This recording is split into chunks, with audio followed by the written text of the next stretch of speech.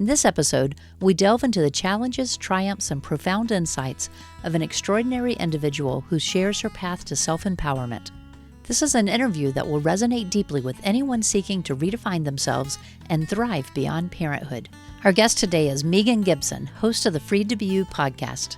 Megan is a beach-loving Gold Coast podcaster, writer, and personal coach full of love, hugs, and an emoji for everything. Megs, welcome to Water Prairie. Thank you for having me. You're welcome. We, if you're listening, Megs and I met about a week ago. Well, we met before that, but we recorded another podcast about a week ago, and I'll link that one in the notes here. So if you want to hear the other side of this conversation on that one, it was a fun time getting to know each other a little bit more, and I've been looking forward to continuing our conversation on this one.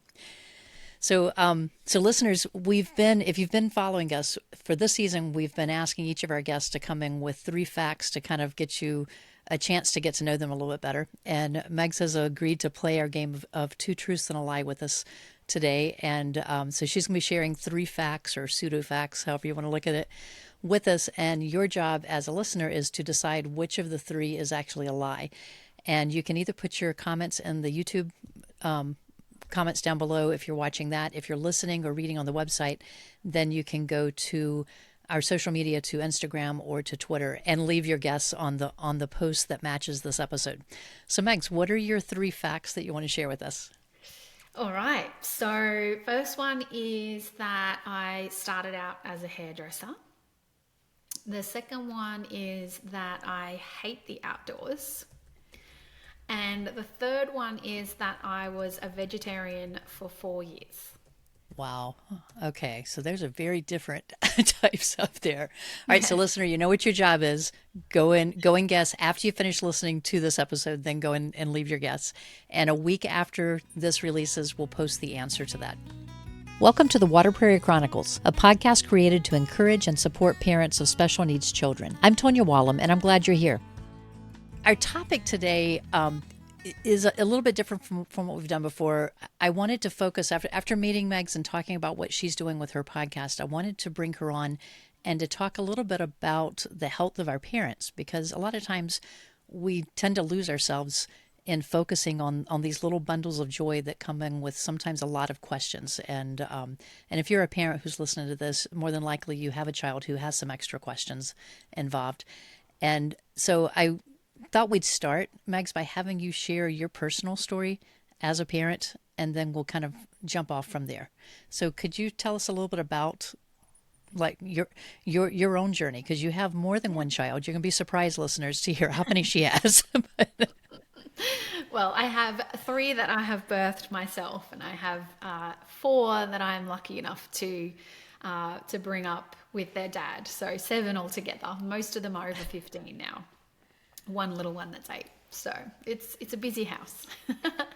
But it obviously started out with one of those. So I actually became a mother when I was 24, my bad. And I always wanted to be a mum. It's just something that I know not every woman is like this, or not every girl is like this. But when I was little, I always wanted to be a mum. And I wanted to be a great mum, of course. And so I don't regret starting that journey at that young age at all. I was already married for 9 years by that point. So I started everything. 9 years? Yeah, I know. Wow. Yes, I was a baby.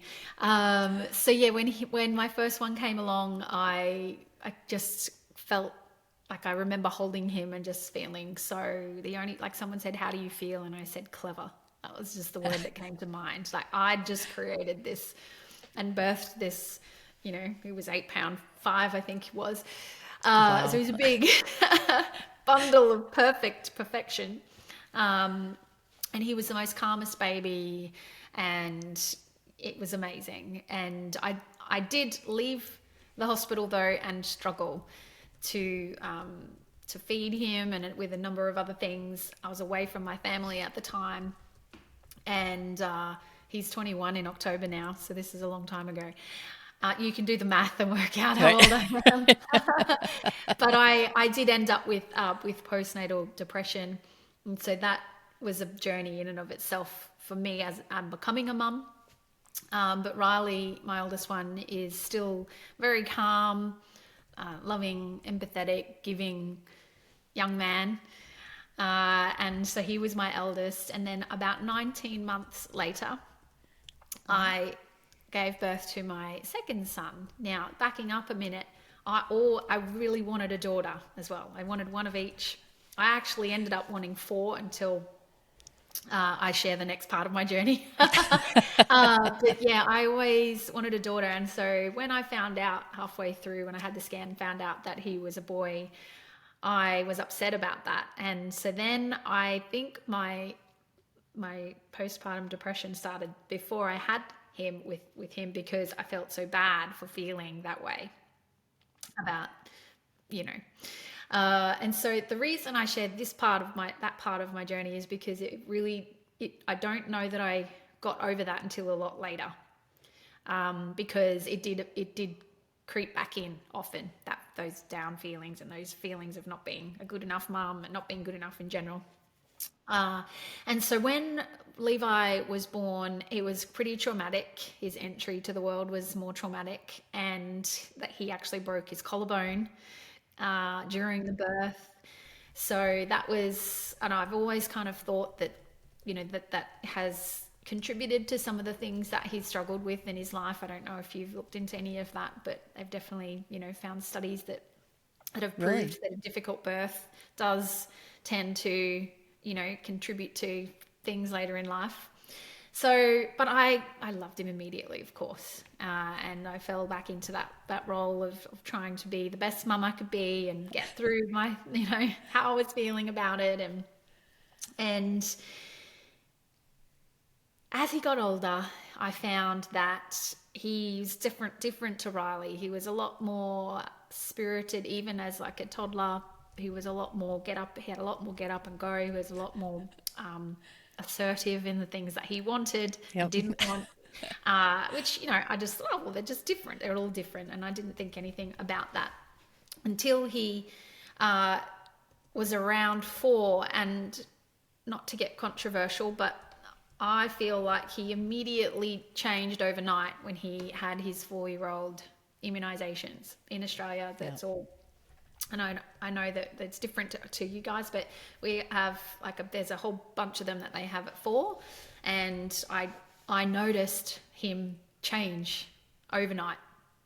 He Wow. started having meltdowns that were just it was, I mean, if you're listening and you have a child who's literally just broken down in front of you and you have no idea what's going on or what's caused it or how to deal with it, and you already felt how I felt about being a mum, Yep. which is the opposite to how I dreamed about it as a girl. It was really, really hard. And so I already had another child by this stage, my third child, who Right. was the daughter that I wanted, and she was as calm as the first one. So she's even calmer than my oldest one. And so that's when I kind of realized like something's not right here. And it was around the time that he went to kindergarten. Obviously, again, I'm not sure when you guys go to kindergarten, but in Australia they go in at 4.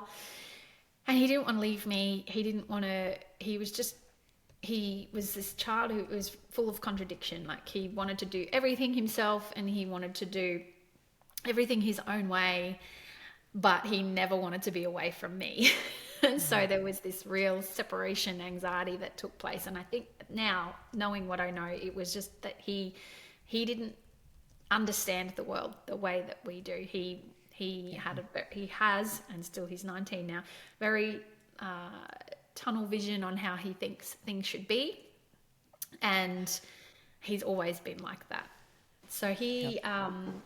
he struggled going into school, and that's kind of when I started to think, look, there's something not right, and perhaps we should,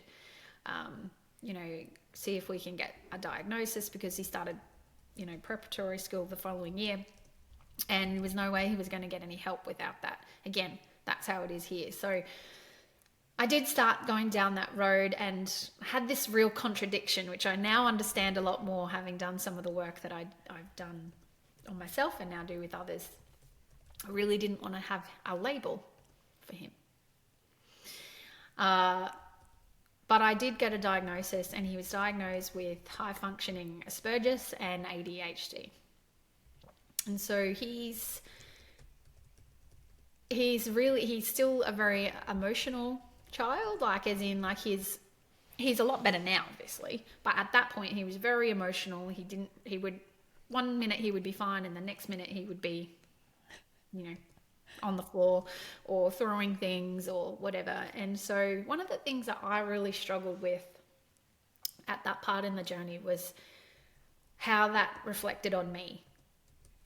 And so there was this kind of like cycle that I would get in where I'm trying to help him, and this stuff would happen in public. It would happen in, you know, in the schoolyard or in the, you know, waiting to go into class, coming out of class, a lot coming out of class because he was just so overstimulated.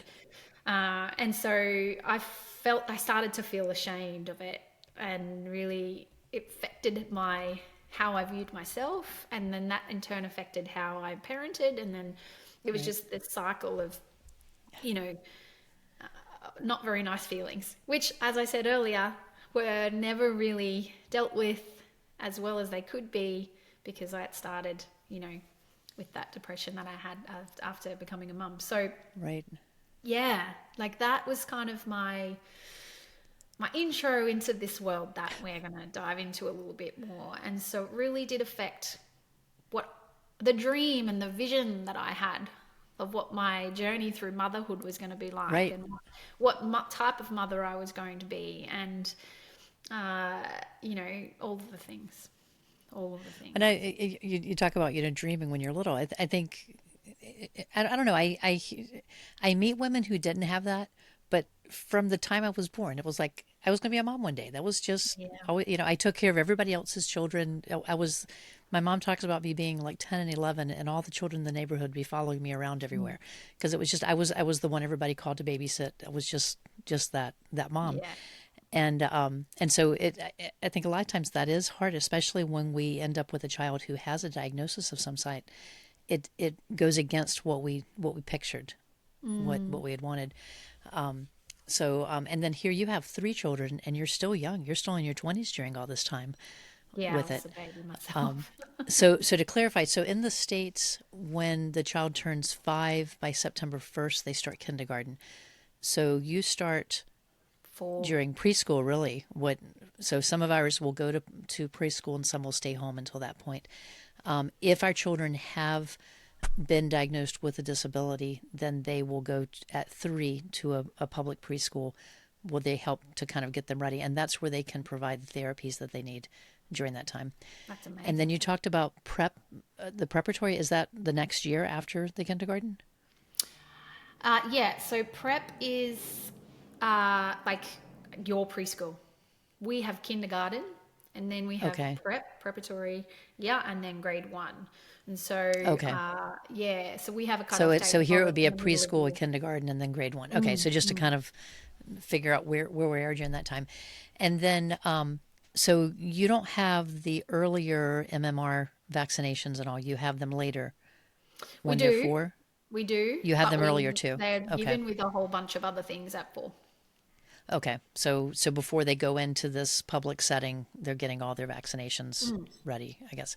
Okay. So just to kind of put all that together, the majority of our listeners are in the U.S., but we do have them around Yeah, different areas. And as we're finding, whether you're in Canada or wherever you may be, everything's a little bit different in what our process is. If your yeah. child's in the public e- educational setting, thanks for clarifying that. So at this point, so you're in your mid to late 20s now. You have 3 children at home. You have a diagnosis now. How did you wrap your head around? Did you understand anything about Asperger's or about autism at that time? No, but I am somebody who is a bit of a sponge. I love to learn. Okay. I like to understand how things work and why they are the way they are. Right. Right. I'm like that with human beings too. We'll talk about that later. Yeah. But I wanted to fix it. because I was struggling. I didn't know how to handle it. I was, on that cycle. So one of the things that I was very lucky to be pointed in a direction of this place they're called Minds and Hearts, and they specifically work with kids on the spectrum. Oh, cool. And yeah, and so they meet with the parents and the children separately and together. So I would have half an hour to sort of talk to the therapist by myself, and that's usually the point where I would cry a lot and let Right. everything out and tell her how it's been since the last session, and then she would have a good half an hour with him, and he would have a chance to talk without me there. But he would also do, and this is from right when he was like 5 years old, and they would do drawing and play games and set up, focus on strategies to help him deal with the world around him, basically. More so than deal with himself, is to help him understand the world. Because one of the things that I came to learn is that they don't really see things outside of their own. The way they see it is the way that it is. So when things aren't that way, that's when they get triggered, right? So she taught him how to understand the world around him so that he could relate to it differently. And I really loved that, because I feel like that's a very growth mindset space to be moving into immediately with this. So it was a really good organization. I know there's a lot of different ones out there and different ways of, helping kids and helping parents, but I really loved their approach. And then as he got older, and he started getting those boosts of testosterone that little boys get, and then he started getting a little bit more. I don't want to say violent, because he's not violent. He was bigger and he was louder and it was more assertive, and so therefore it needed different kind of attention, right? Because Right. it can get out of hand. And so I was recommended going and seeing a pediatrician, and they decided that they would put him on some medication. And let's just say it was the worst 9 months of my life and his, without going into too much detail, because I want to get back to, what we're talking about. But Right. he ended up going from, everything that we were dealing with.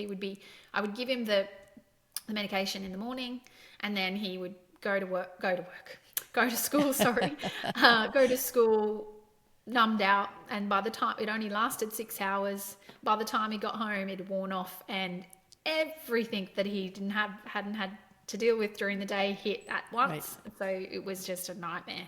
So then they put him on another one that didn't ever wear off, and it was actually for children. He was only 8 or 9 at the time, and you weren't supposed to have it unless you were 14. He was also quite small, so they kind of, I had to cut the tablet Right. up so that it was the right dose. And anyway, long story short, he ended up suicidal, and that was terrifying. Yeah. So we got him off of that real fast.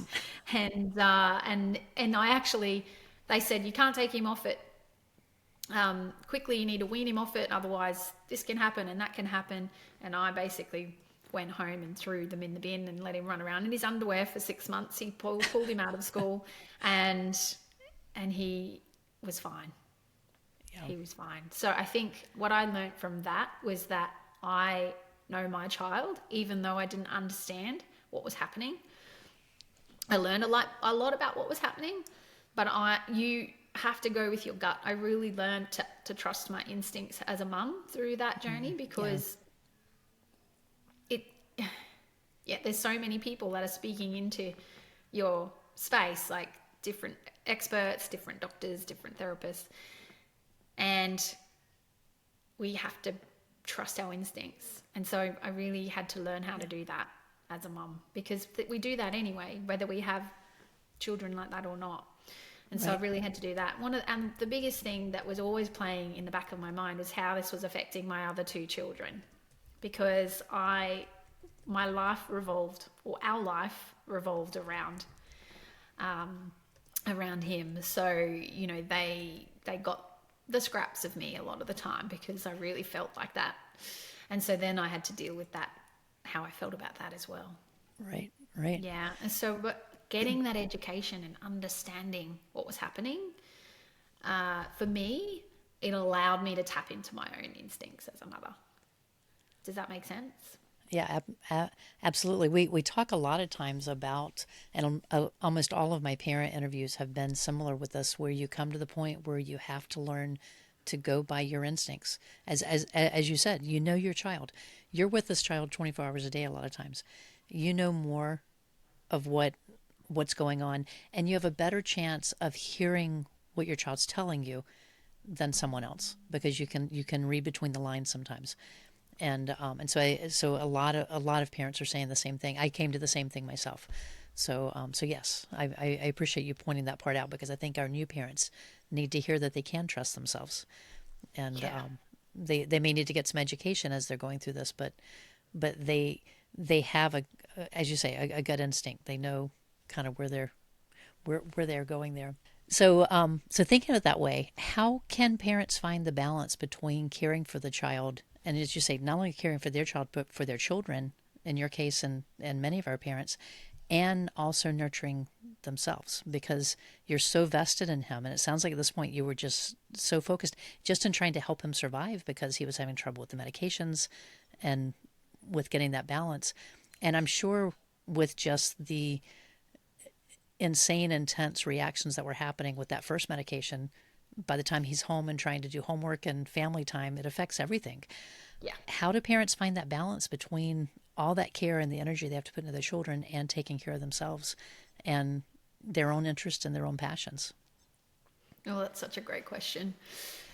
As I got further into the journey and he got older, and like after that medication, like after that point where we got him off everything, in that 6 months that he was home, I changed his diet.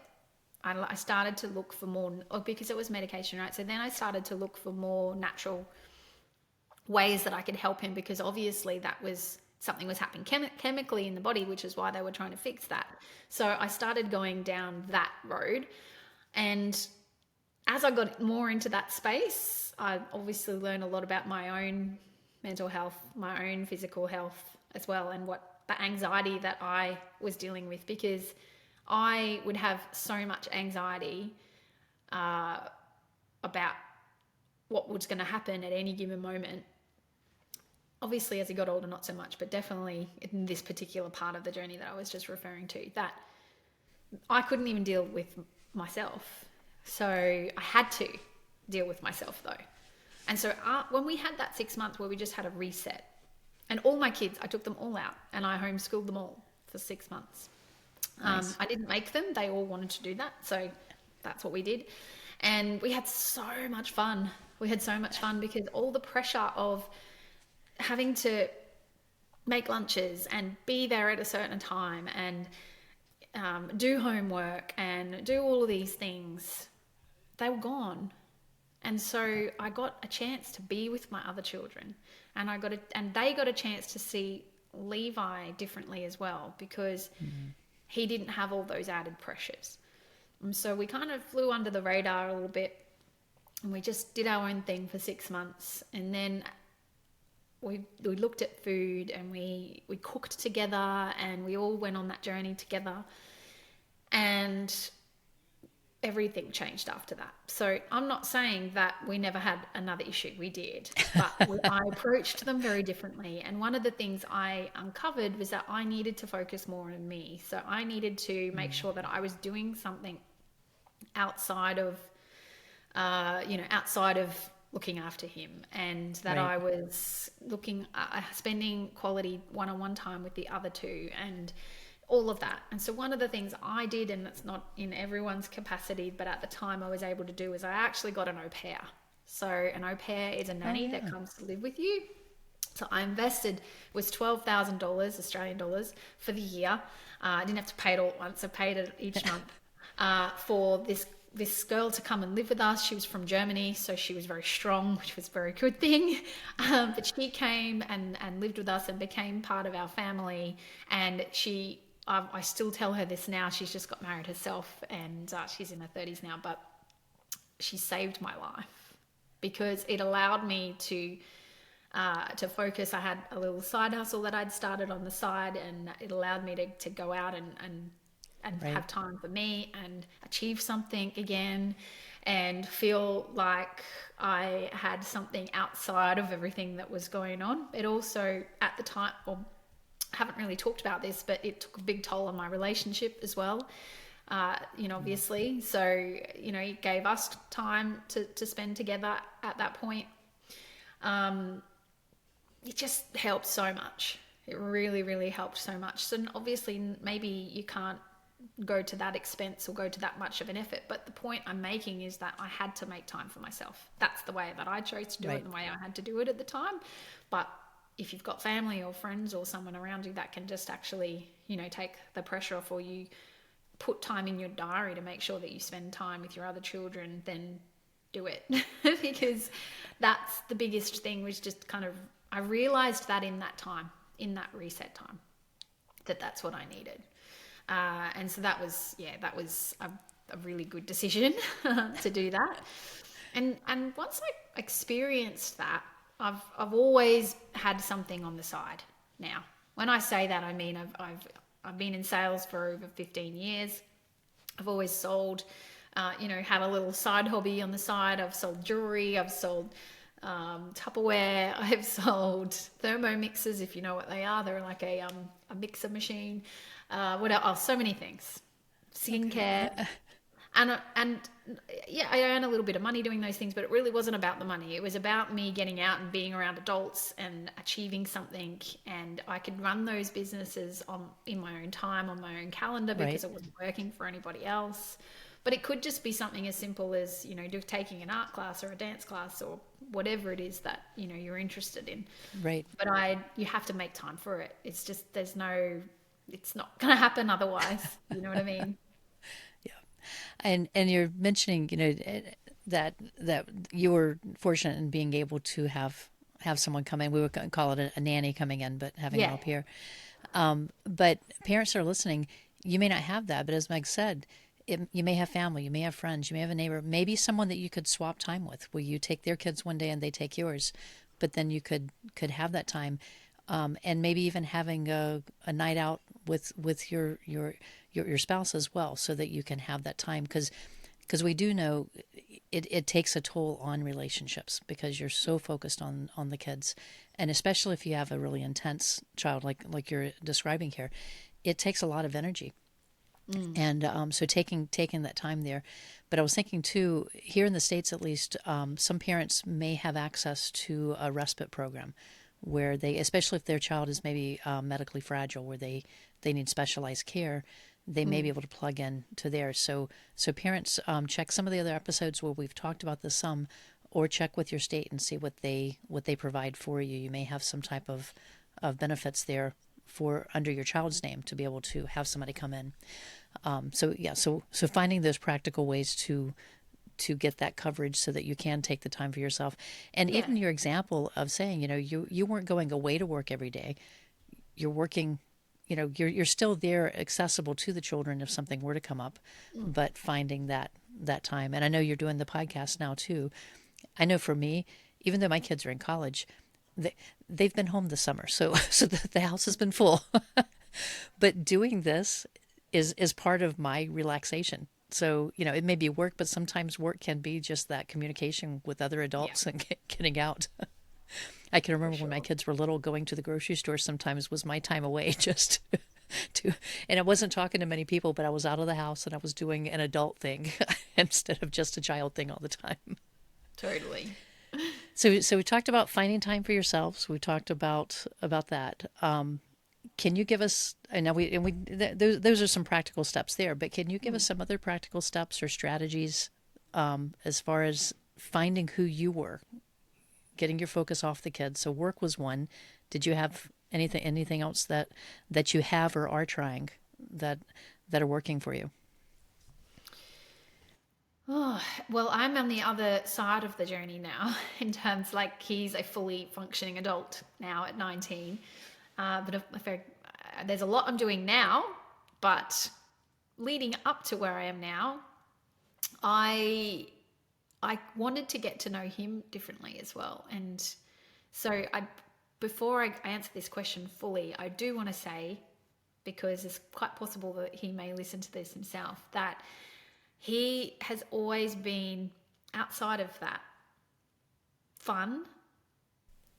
I've always said it's lucky that he was so cute because that made it a lot easier.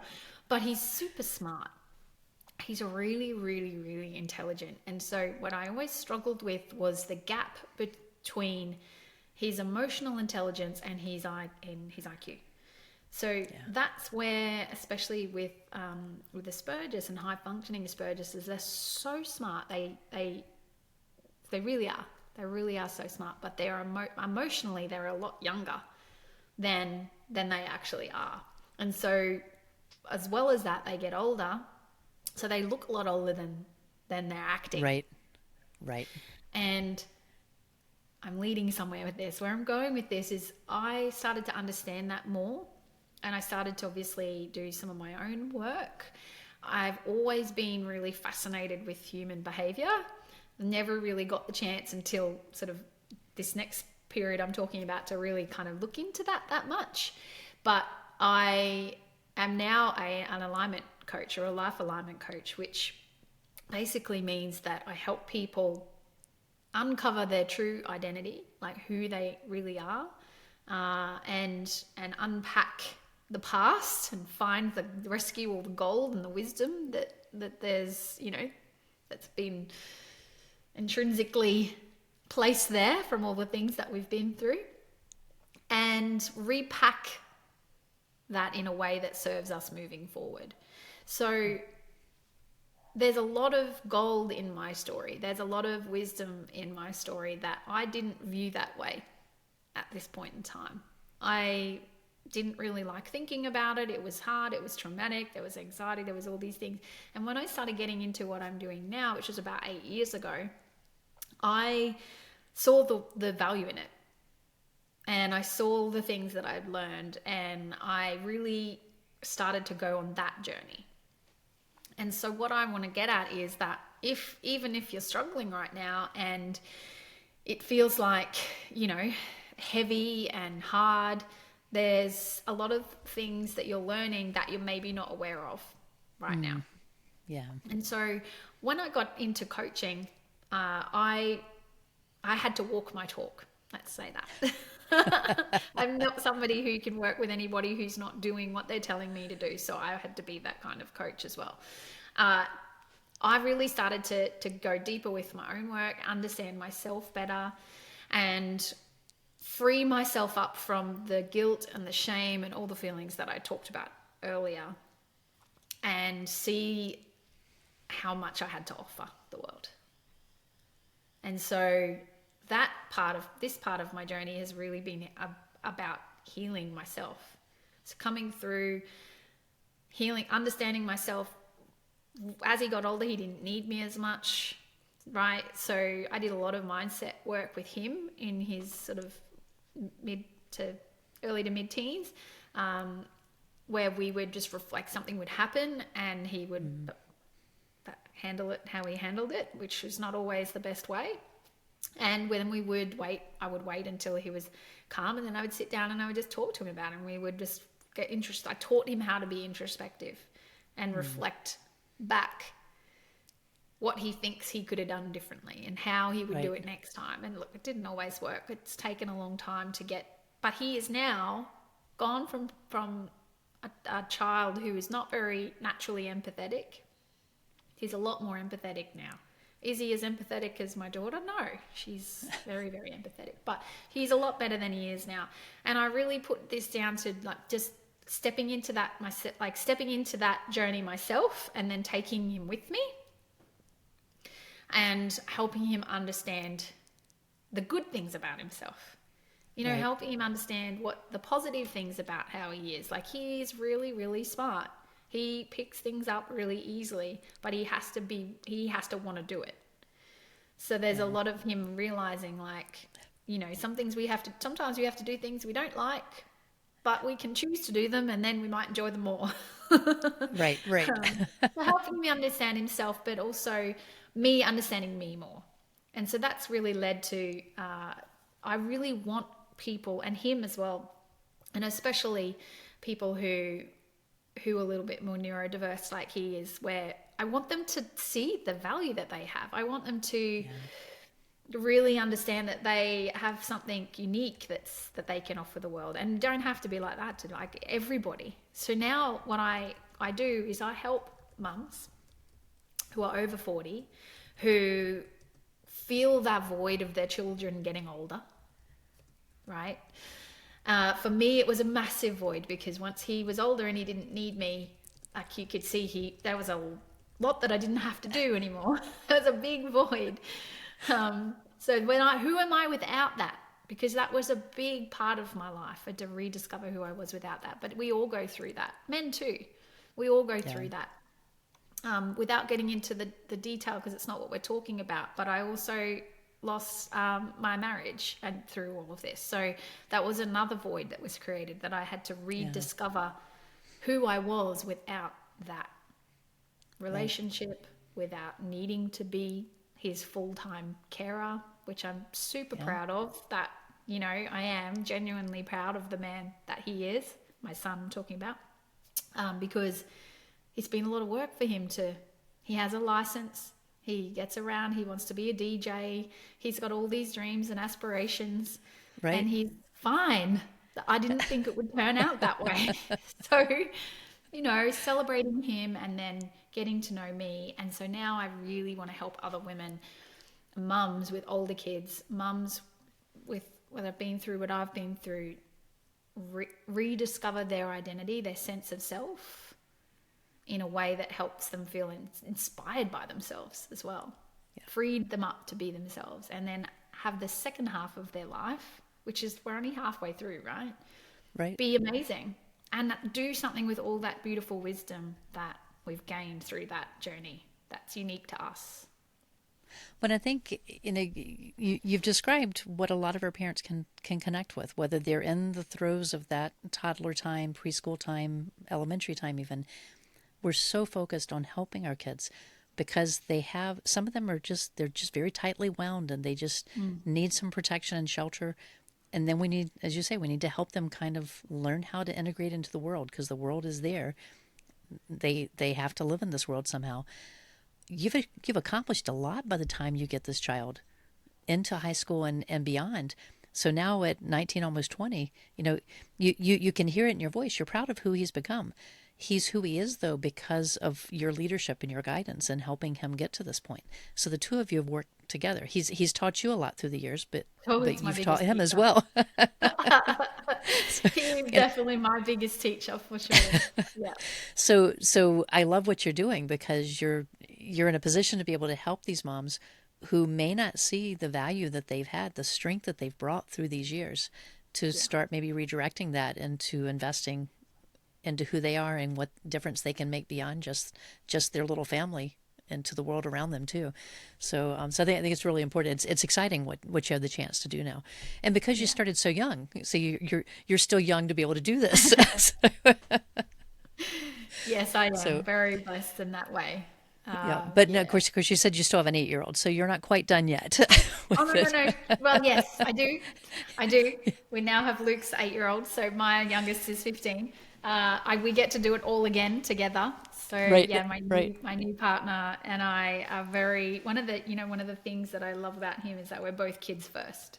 It was one of the nice. things that we connected over pretty much straight away and wanted to know more about each other because of that. Yeah, So we have them all under the one roof every second week, which we love. And yeah, we often say we get to do that again with him, like right. bringing him up together. And his mum is amazing too, by the way, his Oh, ex-wife. nice. So we're very lucky, but yeah, he's a cutie, that's for sure. Very, very different to mine. Right, right.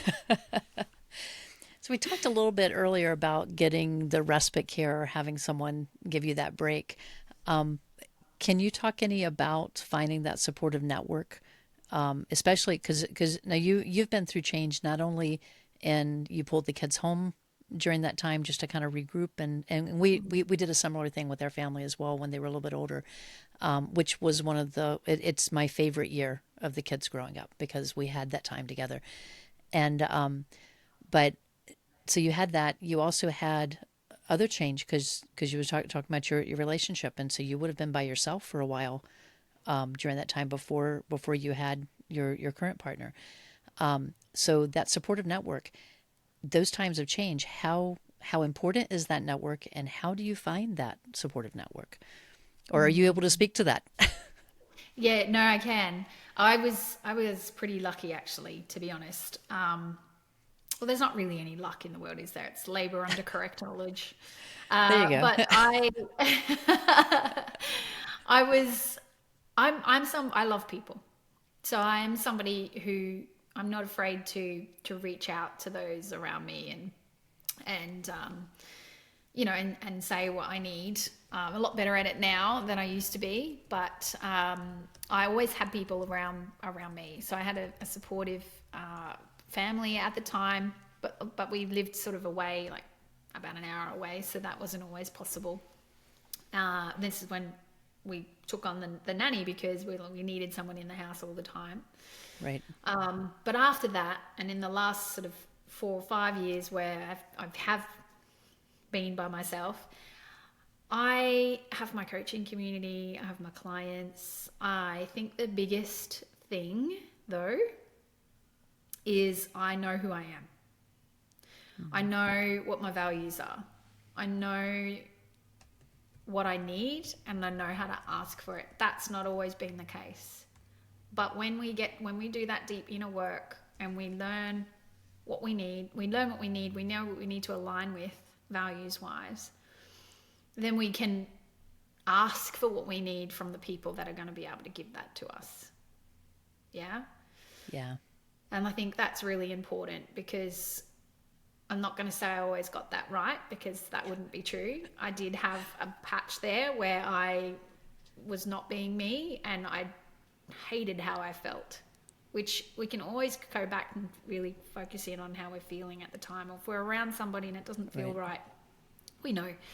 But yeah, I think that it's surrounding yourself with people who have the same values as you. You obviously need to know yours, but the same values you want to be going in the same, have the same vision, and genuinely care and want to help you.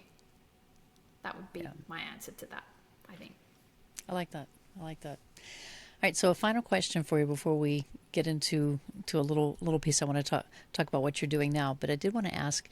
So for our parents who are maybe getting near the end of that caregiving time, and the kids aren't needing them as much because they've done a good job, they've gotten them ready for being these young adults that they're becoming. Any advice for those that are having a hard time with that transition and not being needed as much anymore? Oh, this is a big one. It's hard.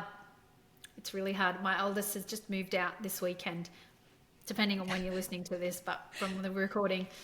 And so I'm going through this in a big way because he's been my rock for the last 4 or 5 years before obviously meeting my partner now. But it's hard. I think, you know what, let yourself feel the things you're feeling. Let's not try and hide them or escape from them in unhealthy ways. Like, it's okay to feel that way. And I think the best thing that you can do is just to turn inward and really start to get to know yourself. Ask yourself things like, well, what am I going to do now? Like, what do I want to do? What do I like to do?